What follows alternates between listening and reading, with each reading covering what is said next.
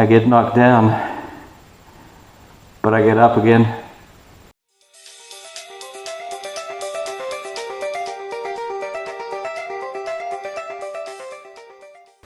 Hi, Lester, Wushu engineer. Technique. It's a topic in the great big world of martial arts that often draws the heaviest criticism. There are whole YouTube channels that are almost entirely dedicated to criticizing other martial artists or martial arts channels. In some cases, this criticism is well deserved because the martial arts world is full of martial pretenders. Many of these channels, however, merely offer one opinion over another. If you go to any social media platform that hosts discussions about martial arts, you will see the arguments raging until the cows come home. And many of these arguments can get quite heated and also quite childish. Technique in martial arts is a topic that I would like to address in its own dedicated video. So beyond a few additional things that I'm going to mention, I will hold my peace until I've produced that dedicated video. When it comes to technique, context is very important. A technique that works particularly well in a boxing ring, cage, or octagon may not work well on the street, and vice versa, because the context is different. I'll give you an example. So most of you will be familiar with the idea of slipping a punch, which is quite often used in boxing to deal with an incoming punch. It's an effective boxing technique. However, if the opponent is swinging a baseball bat at you without serious adaptation, this technique would no longer be effective. Does that mean that the technique is ineffective? Yes, within that specific context, but not within others. So you see that context matters. Every technique should be evaluated in the context that it is designed to work within. In terms of technique in martial arts, there are a lot of people who hold tightly to certain opinions. And some of these opinions are informed while others are not. However, until properly tested within the context for which the technique was designed, no opinion is fact. I've recently seen some martial artists making statements about fighting from the ground. And the gist of their opinions was that striking or kicking from the ground was ineffective. The implication was that grappling or wrestling was the only viable alternative if you find yourself on the ground.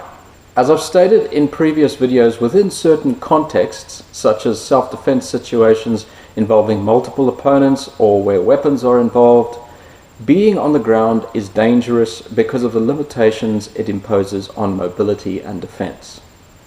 However, fights are unpredictable and certainly do often force the participants onto the ground for a number of reasons.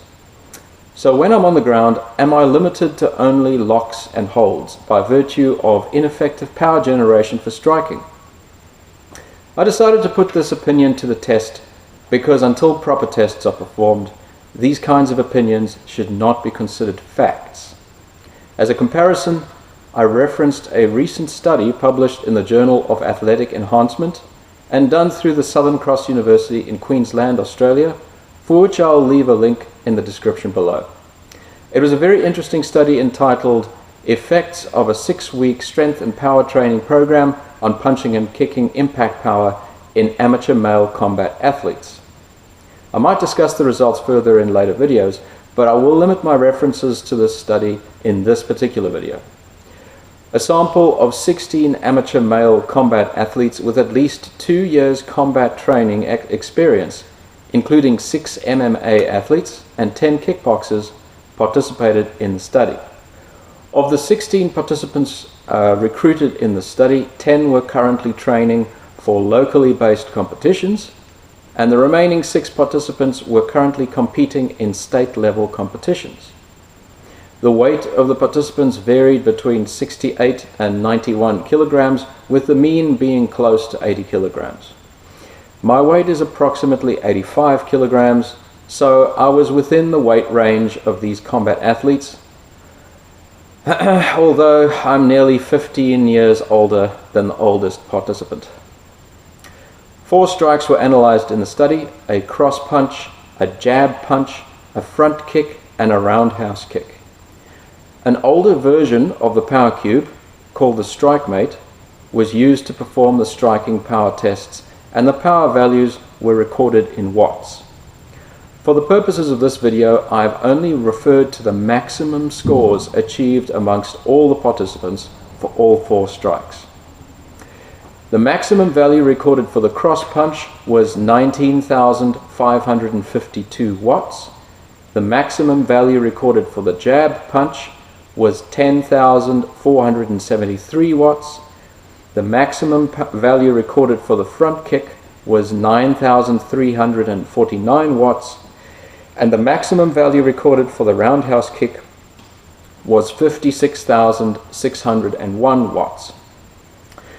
Because the power cube provides a power output in foot-pounds per second and not in watts, I applied a simple conversion factor of 1 foot-pound per second is equal to 1.356 watts to convert these values to foot-pounds per second. The converted values for that study are now: the maximum value recorded for the cross punch was 14,420 foot-pounds per second. The maximum value recorded for the jab punch was 7,724 foot-pounds per second. The maximum value recorded for the front kick was 6,895 foot-pounds per second. And the maximum value recorded for the roundhouse kick was 41,746 foot-pounds per second. I tested some of my strikes on the power cube while lying on the ground.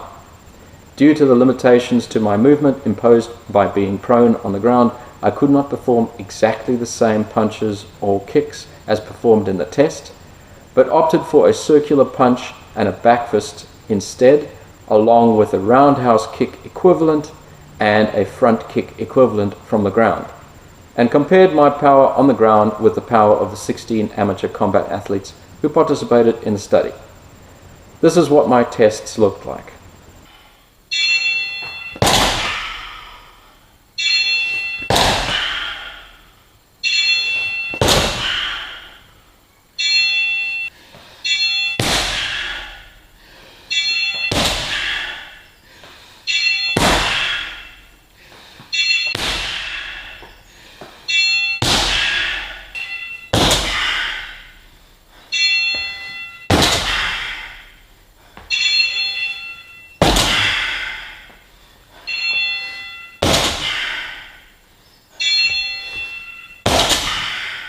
$33,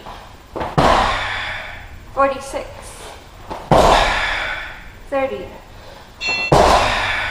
$25, $37. So my maximum values on the power cube from the ground were: circular punch 11,773 foot-pounds per second. This was 19% weaker than the cross punch and more than 50% more powerful than the jab punch performed by the combat athletes while standing. My back fist was 15,064 foot-pounds per second, and this was nearly 5% more powerful than the cross punch and 95% more powerful than the jab punch performed by the combat athletes while standing.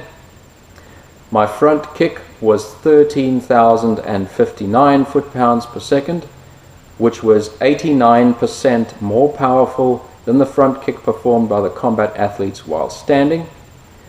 And my roundhouse kick was 30,149 foot-pounds per second. This was 28% weaker than the roundhouse kick performed by the combat athletes while standing. So there are the numbers. The sum of the maximum power of all 4 strikes for the combat athletes, which we could say is their total maximum power output for these strikes, was 70,784 foot-pounds per second, while for my strikes it was 70,045 foot-pounds per second. In other words, my total maximum power output from the ground was almost identical to the total maximum power output of the participants of the study while they were standing. Although these values of mine are indeed significantly lower than my maximum power levels while standing, they are still not insignificant, as you can see from comparison with this group of amateur combat athletes. So contrary to what some may say, you can still kick or punch effectively while lying on the ground, with the proviso that you train effectively to be able to do so. I hope you enjoyed this video, and I'll see you all next time. Cheers!